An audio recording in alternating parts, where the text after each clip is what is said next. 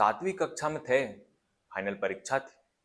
गणित का एग्जाम था और पेपर में क्वेश्चन आया हुआ था कि ए जो है बी से बड़ा है, बी सी से छोटा है और सी जो है डी के बराबर है। अब हमें साला ये नहीं समझ में आ रहा था कि एबीसीडी है कौन, जो एक दूसरे से बड़े हैं, छोटे हैं, बराबर है। तो किस्मत से हमारे सामने वाली बेंच में हमारा बेस्ट फ्रेंड कालू बैठा हुआ था। तो हमने कालू से इशारे से पूछा, ये एबीसीडी का क्या चक्कर है? तो इससे पहले कालू हमको कुछ बताता, मैडम ने हमको देख लिया और दौड़ते हुए हमारे पास आ गए और बोली कि लक्की तुम चीटिंग कर रहे हो। हमने कहा मैडम हम चीटिंग नहीं कर रहे हैं, बस ये एबीसीडी वाला सवाल हमको नहीं समझ में आ रहा। तो हम कालू से पूछ रहे थे। तो बोली कि नहीं पूछना नहीं है, इसे छोड़ दो। तो हमने कहा ठीक है मैडम हम छोड़ देते हैं।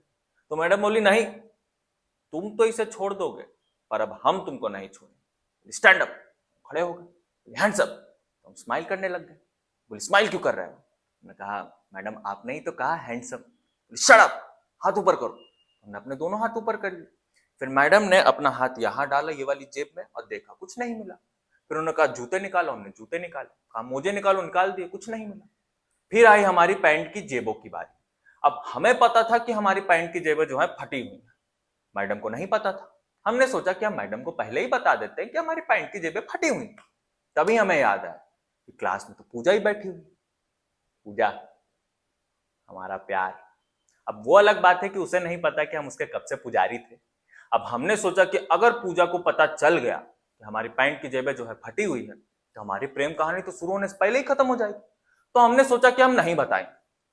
अब मैडम जो है अपना हाथ लेकर हमारे पैंट की जेबों में आई, हाथ डाल दी। अब हम मैडम का चेहरा देखने लग गए। एक दो सेकंड तो मैडम को समझ में ही नहीं आया कि उनका हाथ जेब से चला कहां गया। अब जैसे ही मैडम को समझ में आया, उनका चेहरा लाल हो गया और हम पीले पड़ गए।